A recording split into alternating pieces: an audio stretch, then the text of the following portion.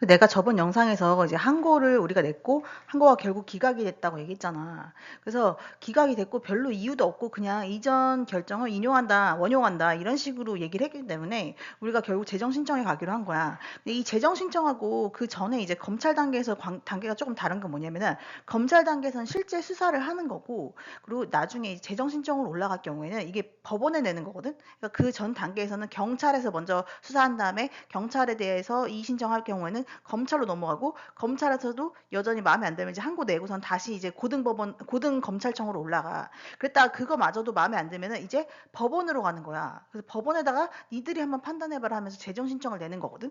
재정 신청을 좀 재정 신청이랑 뭐 항고나 뭐 아니면 불송치 이의 신청이 뭐가 다르냐면은 이 불송치 이의 신청이랑 항고 때는 재수사를 할 수가 있는 거야. 수사를 다시 할 수가 있어. 근데 이 재정 신청 때는 수사를 하는 게 아니라 이미 수사된 내용 그리고 이미 제출된 내용을 가지고 그냥 문서만으로 판단하는 거야. 그 판사가. 그러니까 우리는 오히려 이게 나을 수도 있다고 생각한 거야. 변호사랑 나는 변호사가 나한테 그랬어. 그래서 재정 신청으로 올라가서 만약에 이거를 이제 그 판사가 판단했을 때 이거를 뭐라 지 채택을 하게 될 경우는 이 만약에 재정 신청을 받아들일 경우에는 그러면은 이게 재판으로 실제로 넘어가고 그때는 검사가 이거를 성취됐다고 가정하고 그리고 뭐지 혐의가 있다고 인정하고 이제 아마 재판을 진행하게 될 거라는 식으로 얘기한 거야. 그러니까 재정 신청 때는 오히려 문서만으로 판단하기 때문에 우리 문서가 하나도 채택이 안 됐었잖아, 이전까지는. 그게 오히려 도움이 될 수도 있다고 한 거야. 그러니까 이 단계에서는 오히려 도움이 될 수 있다. 이렇게 하면서 변호사가 호의적으로, 그러니까 좋은 방식, 긍정적으로 얘기를 했었어. 우리가 이걸 진행한 건데, 그러니까 이때 당시 이게 한 7월, 8월 이쯤이었나 봐. 이거 낼 때가. 그때부터 핸드폰에 이상한 거 엄청 많이 뜨기 시작했어. 진짜 내 핸드폰에 이상한 거 많이 뜬 거를 내가 나중에 다시 또 다른 영상에서 보여줄게. 바로 다음 영상에서 내가 보여줄 텐데 이때가 언제였냐면 그 SK나이츠 김태원한테 이제 진술 요청해놓고 걔가 대답을 안 하고 그냥 거절도 안 한 상태였던 거야. 나중에 거절했다고 했잖아. 근데 어쨌든 간에 거절 안 한 상태에서 어 우리가 이제 재정 신청하려고 하고 있었는데 이때 당시 그러니까 약간 상황이 변할 수 있는 상황이었던 거지. 나한테 호의적으로 분위기가 바뀔 수 있는 상황이었던 거야. 그래가지고 이때 어쨌든 재정 신청 냈던 내용을 내가 공유를 지금 해볼게. 이제 앞에 부분에는 뭐 피의 사실 요지 이런 거 다 써 있었고 똑같은 거 예전에 냈던 다른 서류들에 있었던 내용이랑 거의 비슷한 내용이고 신청 취지를 보면 이제 감금 및 감금 교사 피해 사건에 대해서 공소 제기를 결정한다 하면서 공소라는 재판을 구합니다 하는 거야. 공소 제기 해달라는 거야. 공소를 하면은 이제 실제로 재판이 열리는 건데 이제 이거를 이제 판사가 할지 말지 결정을 일단 해달라는 거야 우리가. 신청 이유, 이전 범죄 사실에 대해서 얘기를 한 거고 범죄 사실은 뭐 똑같은 얘기니까 읽지 않아도 상관없지. 그래서 넘어가서 두 번째 페이지로 더 가면은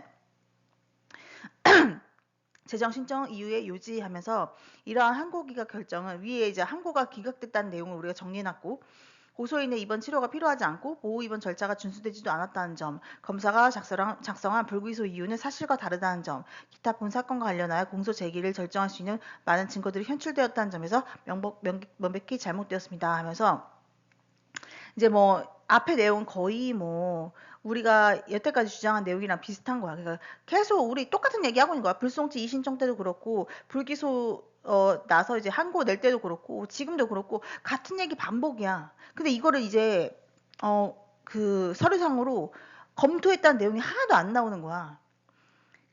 불기소 결정서나 뭐 아니면은 뭐 불송치 결정서나 아니면 항고 기각이나 이런 데서 아무 데서도 우리가 냈던 서류를 제대로 검토했다는 내용이 없어. 그러니까 서로 아빠랑 나랑 상충된 얘기를 하고 있고 상충된 그 뭐 서류를 제출하고 있잖아. 그러면 그거에 대해서 뭔가 얘기를 해야 될 거 아니야. 이렇게 상충됐는데 이거는 뭐 이렇게 이 부분에 대해서는 뭐내 말이 맞는 거잖아. 예를 들면 내가 낸 자료들도 엄청 많은데 그거에 대해서 아무 인용을 안 한 거야. 아무 얘기도 안 해.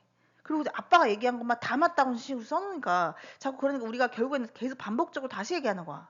우리 사건 다시 봐달라고 하면서 우리가 이거 써놨는데 왜 인용을 안 하냐 이거 왜 우리 안 봐주냐 하면서 증거 얘기를 계속 다시 지적을 하는 거야 우리가.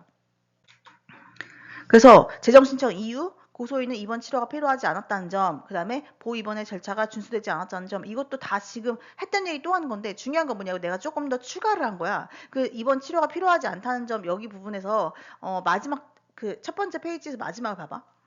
특히 고소인과 관련 인물들과의 대화 내역을 보면 고소인이 스토킹 피해를 실제 겪고 있다는 점을 알 수 있습니다. 이게 여태까지 뭐였던 대화 내용을 좀 정리해서 이때는 낸 거야. 그 전에 수사할 때는 이 대화 내역이 없던 것도 있거든. 근데 그 사이에 내가 막 돌아다니면서 진술을 딱 하고 막 이러고 다니니까 그 사이에 대화가 좀 쌓인 게 있는 거야. 그래서 그것조차도 증거로 낸 거지. 어떤 김씨 어떤 아저씨는 변호사 모임의 회장으로서 이거 동문회에 있는 변호사 모임 회장이야. 이 아저씨가 고소인에게 처음 전현무가 총동문회, 그러니까 그 미국 그 학교 동문회 있잖아. 거기 접근해서 허위 사실을 유포했음을 알려준 인물입니다.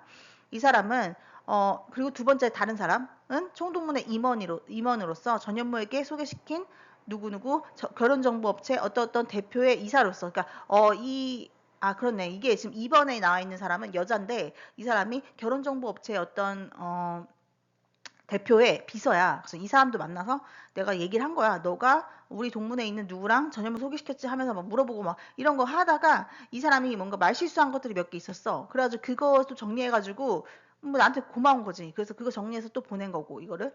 고소인이 2024년 4월 처음 이 회사의 상담실에서 만났고 CCTV로 나를 보이는 자리에 앉고서는 이제 정보에 대해서 이렇게 나의 정보에 대해서 많이 가지고 있고 나중에 또 문자 온 거 뭐 이런 거를 다 같이 낸 거야.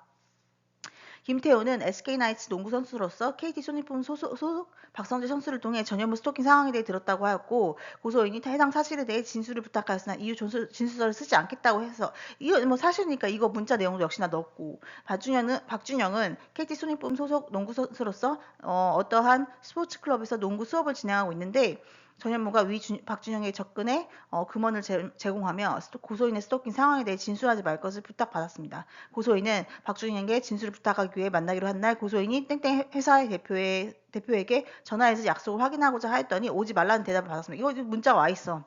이게 뭔가 이 상황을 모르면 모른다고 할 수도 있는 거잖아. 아니요, 왜 자꾸 이런 식으로 연락하세요? 내가 진짜 이상한 사람이고 내가 진짜 박주영이랑 모르는 사람이면 왜 이런 식으로 자꾸 연락하시죠? 모르는 사람인데 왜 이런 식으로 하죠? 신고하겠습니다. 이런 식으로 나와야 맞는 거잖아. 근데 그게 아니라 근데 뭐 우리 선수가 오지 말라고 하셨습니다. 이렇게 얘기하는 거야. 예를 들면. 근데 결국에 뭐 다른 날 가서 다시 만나긴 했어. 근데 이때 당시에는 어쨌든 오지 말라고 한 번은 그랬거든. 그래가지고 그때 문자 왔던 거를 내가 넣어놓은 거지. 이것도 증거로 첨부를 한 거야. 이거 보면은 일단 지금 스토킹 상황에 대해서 알고 있는 사람들이 많이 있고 그 사람들 진술을 거부하는 상황이다. 이거를 이제 우리가 정황 증거로 넣은 거야. 그다음에 2번 보호 입원의 절차가 준수되지 않았다. 이건 뭐 예전에도 냈던 내용인데 전혀 뭐 이거를 채택을 안 하고 이 얘기에 대해서 아예 싸그리 무시한 거잖아 검사들이. 그러니까 네가 한번 봐라 판사야 이런 거지. 그다음에 감금의 동기가 존재하는 것도 이제 우리 오빠 회사 관련돼서 당연히 감금하려고 했던 거다. 그러니까 오빠 회사에 피해 준다는 식으로 아빠가 얘기하면서 협박이랑 계약 파기 있으니까 그만해라. 언론 제보든 폭로든 그만해라. 이런 식으로 얘기했잖아. 그거 얘기한 거고 퇴원 이유에 대해서도 거짓말했다. 이것도 뭐 나한테 강요 협박하고 내가서는 알았다 그냥 이게 그 언론 제보 안 하겠다고 얘기하고 약속하고 나온 거잖아. 그리고 아빠 고소한 거잖아. 근데 뭐 아빠는 병이 호전되어서 그렇다 이런 식으로 얘기했는데 어떻게 병이 호전되냐고 내가 얘기했잖아. 중증 우울증이랑 망상장애가 있는데 어떻게 한 달 만에 호전돼? 그렇지 않아? 중증 우울증 적어도 몇 달 있어야 되는 거 아니야? 아무튼 그렇다는 거고. 그다음 피의자 우리 오빠에 대한 수사가 전혀 이루어지지 않았다. 우리 오빠가 협박을 받았다면 그 협박 받은 사실에 대해서 조사를 해야지. 누가 협박을 했는지 확인을 해야지 검사가. 또 그걸 왜 사실 확인을 안 하냐는 거야.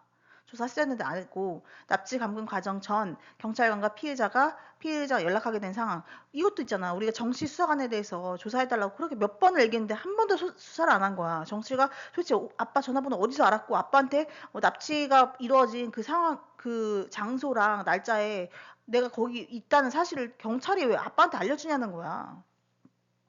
그래서 어쨌든 그리고 검사가 작성한 불기소 이유도 사실과 다르다. 이것도 이제 결국에는 우리가 항고장 낼 때 썼던 내용 그대로 거의 다 쓴 거야. 왜냐면 읽지도 않고 제대로 이거를 인용을 안 했다니까. 우리의 이런 주장들을 제대로 반영을 하나도 안 한 거야. 그래서는 피해자 쪽 의견만 다 받아들였어.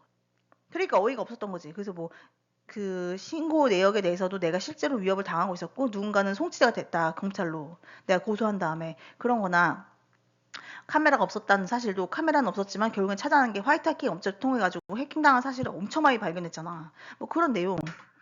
그 다음에 뭐 부친이랑 나랑 연락하고 지냈던 게 아니기 때문에 그 뭐 아빠가 내가 어떤 상황인지 그리고 내가 실제 정신질환이 있는지 그런 거 확인한 상황이 아니었다고.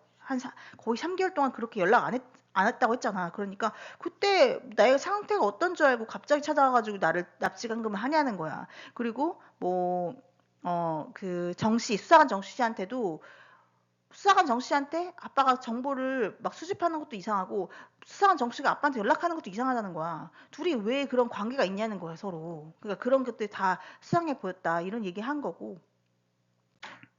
어쨌든 그 감금 고의가 분명히 있었다는 거야, 아빠한테는.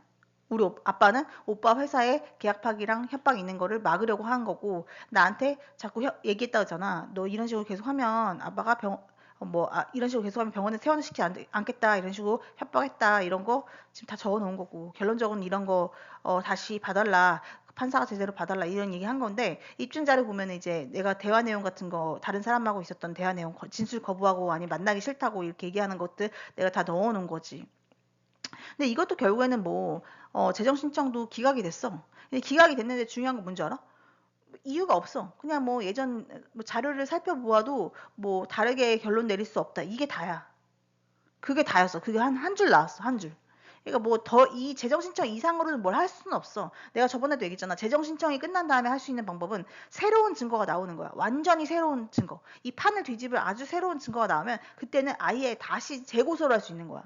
근데 뭐 지금 당시에서는 이거 낼 만큼 냈는데도 저렇게 나오면은 사실 뭐 할 수는 없는 거지. 근데 뭐 이제 더 나올 수 있는 건 뭐냐? 전현무가 실제로 스토킹했다는 진술을 누군가가 해버리잖아?